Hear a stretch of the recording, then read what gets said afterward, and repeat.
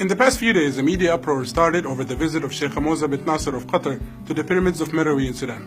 Egyptian media rushed to showcase their astonishment that another country could have pyramids. سمعنا إنه السودان فيها أهرامات. في أهرامات السودان جنب علبتين نستو كده. دي جبنة مثلثات. ومش أي حد يبقى عنده أهرامات، ده الأهرامات دي 7000 سنة. It's not much of their fault though, because this is the result of a massive misinformation campaign that has been going for decades to associate anything that has to do with pyramids or the pharaohs with modern-day Egypt.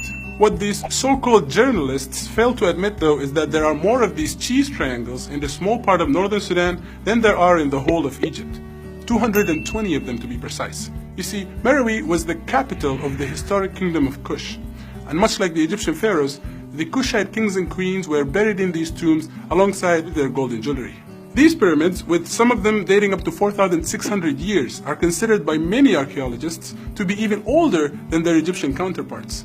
But thanks to Sudanese neglect, combined with an Egyptian strive to conceal information about their existence, they were widely overlooked.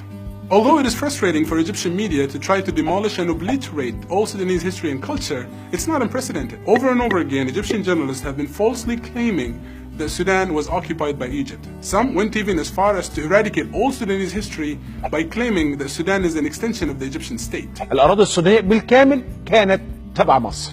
أساساً ما فيش بلد اسمها السودان، ده السودان ده جزء من مصر. اسكت عشان السودان أساساً مصرية. احنا اديناها لكم كده. Again, this couldn't be further from the truth. What they're actually referring to here is the time when both Sudan and Egypt were colonized by the British and administered from Cairo from 1899 to 1956 in what was known as the Anglo-Egyptian Sudan.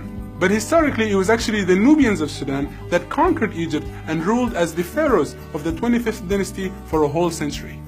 So it's more accurate to say that the current-day Nubians have a more legitimate claim over the history of Kemet than modern-day Egyptians, who are mostly the descendants of the various civilizations that conquered Egypt throughout the years. One more misconception to put to bed here is the notion that the Nile is somehow an Egyptian property.